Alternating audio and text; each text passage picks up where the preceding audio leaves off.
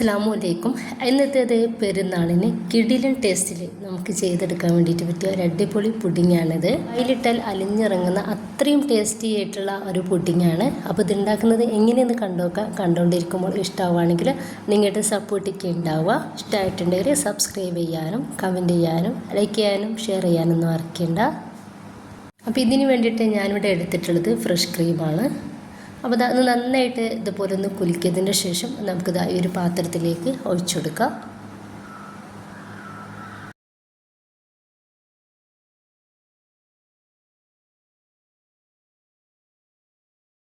ഞാൻ കുറച്ച് vanilla essence എടുക്കുന്നുണ്ട്.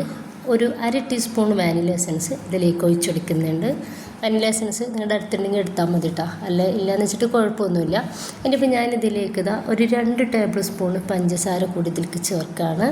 എന്നിട്ട് ഇത് നമുക്ക് നന്നായിട്ട് ഇതുപോലെ ഒന്ന് ബീറ്റാക്കി എടുക്കാം. ചെറിയൊരു തിക്കാവുന്നത് വരെ നമുക്കിതൊന്ന് ബീറ്റ് ചെയ്തിട്ടെടുക്കാം. 5-6 മിനിറ്റ് മാത്രം നമുക്കിതുപോലെ ഒന്ന് ചെയ്തെടുത്താൽ മതി. ഇപ്പോൾ ഇതാ നമ്മുടെ ഒരു ക്രീം ചെറുതായിട്ട് തിക്കായിട്ടുണ്ട്. ഇത് നമുക്ക് ഫ്രിഡ്ജിലോട്ട് ഒന്ന് തണുപ്പിക്കാൻ വേണ്ടിയിട്ട് മാറ്റി വെക്കാം. സോസ് പാനിലോട്ട് ഞാൻ 1 കപ്പ് പാൽ ഒഴിച്ചെടുക്കുന്നുണ്ട്. നല്ല കട്ടിയുള്ള പാലാണ് നമ്മളിതിനെ എടുക്കേണ്ടത്. ഇനിയിപ്പോൾ വേറൊരു പാത്രത്തിലേക്ക് ഒരു 1/4 കപ്പ് പാലും 2 ടേബിൾ സ്പൂണ് കസ്റ്റാർഡ് പൗഡറും ചേർത്ത് കൊടുക്കുക. എന്നിട്ട് ഇത് നന്നായിട്ട് നമുക്കൊന്ന് മിക്സാക്കി എടുക്കാം. ഇപ്പം നമ്മളിത് പാലിലേക്ക് ഒഴിച്ചെടുക്കുന്നുണ്ട്. ഇനിയിപ്പോൾ ഞാനിതിലേക്ക് 2 ടേബിൾ സ്പൂൺ പഞ്ചസാര കൂടി ഇതിലേക്ക് ചേർക്കുന്നുണ്ട്. കൂടുതലായിട്ട് നമ്മൾ ഇതിലോട്ട് മധുരം ചേർക്കണ്ട, നമുക്കിതിലോട്ട് മിൽക്ക് മെയ്ഡൊക്കെ ചേർക്കാനുള്ളതാണ്. ഇത് നമുക്ക് ഒന്ന് തിളച്ച് കിട്ടിയാൽ മാത്രം മതി. നമുക്കിത് അധികം തിക്കാവേണ്ട, ചെറിയൊരു ക്രീമി ലൂസായിട്ടാണ് നമുക്കിത് വേണ്ടത്. ഇനിയിപ്പോൾ ഈ ഒരു സമയത്ത് ഞാനിതിലോട്ട് 1/2 കപ്പ് മിൽക്ക് മെയ്ഡ് ചേർക്കുന്നുണ്ട്.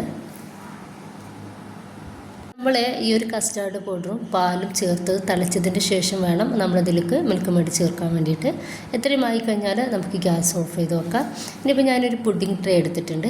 അതിലേക്ക് അരികൊക്കെ കട്ട് ചെയ്ത് മാറ്റിയെടുത്തിട്ടുള്ള ബ്രെഡ് വെച്ചുകൊടുക്കുന്നുണ്ട്. അപ്പം ഞാൻ 2 ബ്രെഡാണ് വെച്ചുകൊടുക്കുന്നത്. നല്ല സോഫ്റ്റ് ആയിട്ടുള്ള ബ്രെഡാണെങ്കിൽ ഒന്നുകൂടി ടേസ്റ്റ് ആയിരിക്കും നമുക്കിതിന്. നമ്മൾ റെഡിയാക്കി വെച്ചിട്ടുള്ള ആ ഒരു കസ്റ്റാർഡ് പൗഡറിൻ്റെ ബാറ്റർ നമുക്കിതിൻ്റെ മേലേക്ക് ഒഴിച്ചു കൊടുക്കാം. നല്ല ചൂടോടെ തന്നെ വേണം നമ്മളത് ഒഴിച്ചു കൊടുക്കാൻ വേണ്ടിയിട്ട്. അങ്ങനെ ആകുമ്പോൾ ഈ ബ്രെഡിലൊക്കെ ഈ ഒരു ക്രീം നന്നായിട്ടുണ്ടാവും.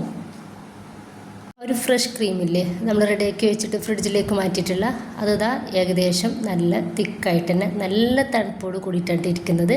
അതൊന്ന് നമുക്കിതാ ഈ ഒരു ബ്രെഡിൻ്റെ മേലേക്ക് സമയത്ത് ഒഴിച്ചു കൊടുക്കാം.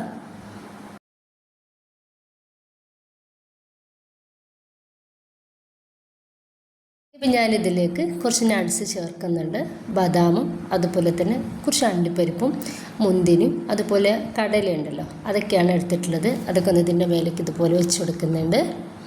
നിങ്ങൾക്ക് ഇഷ്ടമുള്ള നട്ട്സൊക്കെ ഇതിലേക്ക് ചേർക്കാവുന്നതാണ്.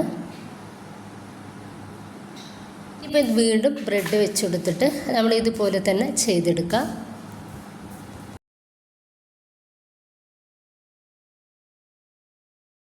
ഞാനിപ്പോൾ 3 ലെയറായിട്ടാണ് ബ്രെഡ് വെച്ചെടുത്തിട്ടുള്ളത്. ഇപ്പോൾ നമുക്ക് ഇത് ഫ്രിഡ്ജിലേക്ക് 1-2 മണിക്കൂർ ഫ്രിഡ്ജിലോട്ട് നന്നായിട്ട് തണുക്കാൻ വേണ്ടിയിട്ട് മാറ്റി വെക്കാം. ഇത് നന്നായിട്ട് തണുത്തൊന്ന് സെറ്റായിട്ട് കിട്ടിയിട്ടുണ്ട്. ഇപ്പോൾ ഞാൻ ഇതൊന്ന് കട്ട് ചെയ്തിട്ട് ഒരു പ്ലേറ്റിലേക്ക് മാറ്റിക്കെടുക്കുന്നുണ്ട്.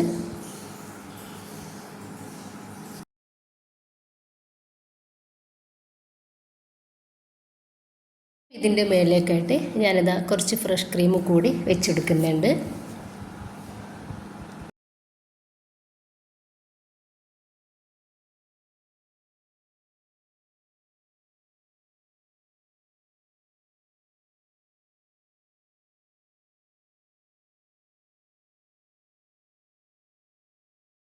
നാവിലിട്ടാൽ അലിഞ്ഞിറങ്ങുന്ന അത്രയും ടേസ്റ്റി ആയിട്ടുള്ള ഒരു ബ്രെഡ് പുഡിങ്ങാണിത്. അപ്പോൾ നമുക്ക് പെരുന്നാളിന് നല്ല സ്പെഷ്യലായിട്ട് ഉണ്ടാക്കിയെടുക്കാവുന്നതേ ഉള്ളൂ. എനിക്ക് ഇഷ്ടമായിട്ടെങ്കിൽ നിങ്ങളുടെ സപ്പോർട്ടൊക്കെ ഉണ്ടാവുക. ലൈക്ക് ചെയ്യാനും സബ്സ്ക്രൈബ് ചെയ്യാനും കമൻറ്റ് ചെയ്യാനും മറക്കണ്ട. ഇൻഷാ അല്ലാഹ്. ഓക്കെ.